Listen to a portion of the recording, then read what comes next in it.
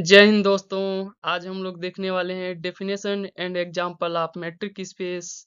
पिछले वीडियो में मैंने बताया था कि जो मैट्रिक स्पेस होता है उसका रियल लाइफ मीनिंग क्या होता है। मैट्रिक स्पेस में हम लोग किसी सेट में जो एलिमेंट्स होते हैं उनके बीच के डिस्टेंस के बारे में स्टडी किया जाता है। तो इस चैप्टर को स्टार्ट करने से पहले आप माइंड में ऑलवेज यह लेके रखिए कि जो मेट्रिक स्पेस है उसमें किसी सेट के डिस्टेंस के बारे में बात किया जाएगा और आपको हर एक कॉन्सेप्ट में यह चीज माइंड में लेके चलना है, और जिससे आप हर एक जो डेफिनेशंस एंड एग्जांपल्स होंगे इसका उसमें उसका इमेज अपने माइंड पे बना पाओगे और आपको अच्छे से समझ आ पाएगा। तो यहाँ पे है सबसे पहला मेट्रिक स्पेस और इसका यहाँ पे डेफिनेशन आ गया है।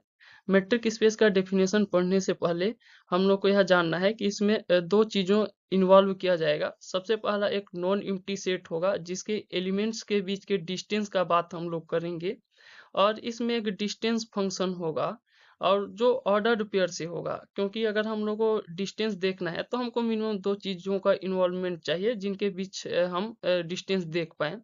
अगर एक एलिमेंट हो या तीन एलिमेंट हो तो डिस्टेंस के लिए रूल नहीं लगा सकते, क्योंकि सिंगल एलिमेंट का हम डिस्टेंस नहीं दे सकते।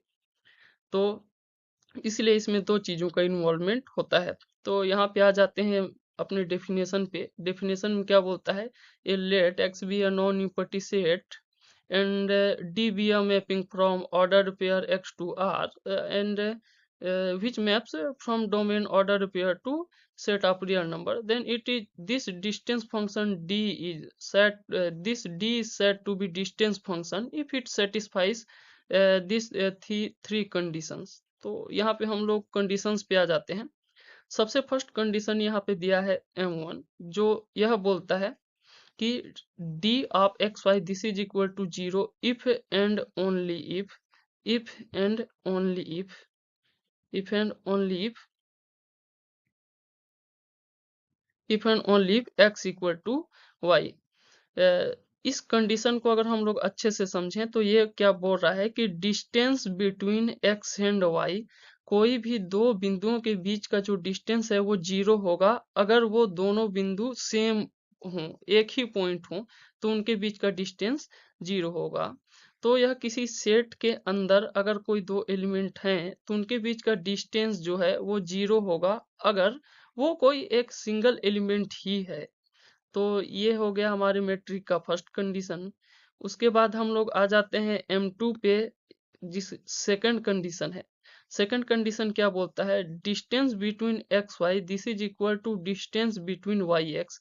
यह बोलता है कि किसी सेट में किन्हीं दो एलिमेंट्स के बीच का डिस्टेंस अगर हम लोग मेजर करें तो एक सेट से दूसरे सेट का हम लोग डिस्टेंस मेजर करें या दूसरे सेट से पहले सेट का डिस्टेंस मेजर करें, वो दोनों ही स्थितियों में इक्वल होगा। तो ये हमारे मेट्रिक स्पेस का सेकंड कंडीशन हो गया। यहाँ पे थर्ड कंडीशन बोल रहा है कि अगर कोई सेट में दो एलिमेंट हैं तो उनके बीच का जो डिस्टेंस है उसमें अगर हम लोग इंटरमीडिएट कोई अदर पॉइंट इन्वॉल्व कर देते हैं तो वो उसके लेस देन और इक्वल वाला यह जो कंडीशन है यह सेटिस्फाई होगा। इसको समझने के लिए हम लोग आ जाते हैं इस इमेज पर। इस इमेज पर मान के चलिए x और y किसी सेट के दो एलिमेंट्स हैं। अब मैं मान लेता हूं कि इन दोनों इस लाइन के बीच में कोई एक और एलिमेंट है z। तो अगर मैं x और y के बीच का डिस्टेंस देखूं तो distance between x and y this is equal to distance between x and z plus z and y। तो ये जो है यहाँ पे हमारे इनइक्वलिटी का जो इक्वल वाला है कंडीशन है उसको सेटिस्फाई किया। अगर मैं यहाँ पे मान के चलूं कि z जो है वो इस लाइन के कोई वैल्यू के पैरेलल है या यहीं पे है या कहीं यहाँ पे है, तो क्या होगा, distance between x and z and distance between z and y this is greater than distance between x and y। तो ये जो कंडीशन है ये हम लोग का थर्ड कंडीशन है मैट्रिक स्पेस का, जिसको हम लोग बोलते हैं ट्रायंगल इनइक्वलिटी। तो अगर कोई सेट इन तीन कंडीशन को सेटिस्फाई कर रहा है अगर कोई डिस्टेंस फंक्शन डी इन 3 कंडीशन को सेटिस्फाई कर रहा है, तो इस डिस्टेंस फंक्शन को मैट्रिक कैपिटल एक्स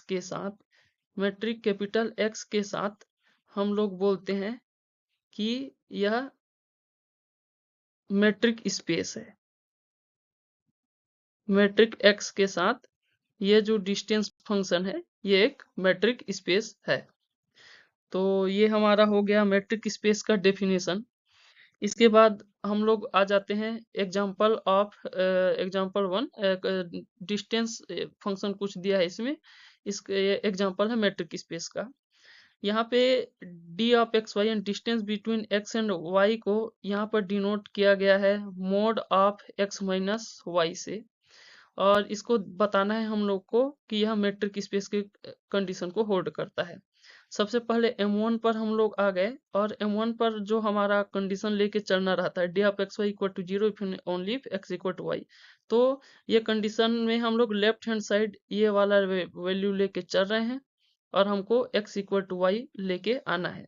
उसके लिए सबसे पहले d of x y equal to 0 ले लिया, और जैसे ही d of x y equal to 0 लिया, मैं डी ऑफ एक्स वाई का डेफिनेशन से जो वैल्यू है उसको मैंने यहाँ पे पुट कर दिया, x minus y this is equal to 0।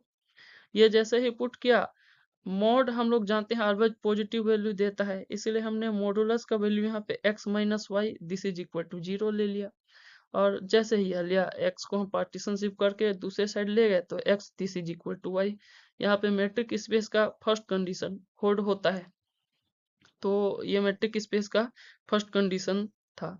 इसके बाद हम लोग आ जाते हैं मैट्रिक स्पेस के सेकंड कंडीशन में, जो बोलता है कि d of x y this is equal to d of y x. D of x y left side को हम लोग लेके चले, डी ऑफ एक्स वाई लिए, उसका डेफिनेशन लिख दिए। उसके बाद हम लोग जानते हैं कि यहाँ पे अगर मैं नेगेटिव को कॉमन ले लिया, सबसे पहले मैं नेगेटिव को यहाँ पे कॉमन ले लिया, माइनस वाई माइनस एक्स, तो इस पे कोई चेंज नहीं होगा। जैसे ही मैं नेगेटिव को कॉमन लिया, उसके बाद नेक्स्ट स्टेप में मैं क्या किया कि हम जानते हैं मॉडुलस ऑलवेज पॉजिटिव वैल्यू देता है, तो यहाँ पे मैं इसको लिख सकता हूँ mod of y minus x, क्योंकि यहाँ पे असली में हुआ क्या है, यहाँ पे असली में हुआ ये है कि यहाँ पे ये बन गया है मॉड और minus 1 into this value, -1 into this value, ये जो हमारे पास वैल्यू है इसके इक्वल है ये।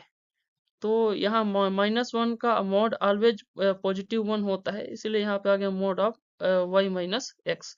और mod of y minus x को डेफिनेशन में हम लोग किस टाइप से लिख सकते हैं, डी ऑफ वाई एक्स। तो ये हमारा सेकंड हैंड कंडीशन होल्ड हो गया। उसके बाद हमको दिखाना है d of x y this is less than equal to d of x z plus d of z y. उसके लिए सबसे पहले फिर से हमने लेफ्ट साइड का जो वैल्यू है उसको लेके चला, और इसका जो वैल्यू हमारे पास डेफिनेशन में दिया गया है उसको पुट कर दिया।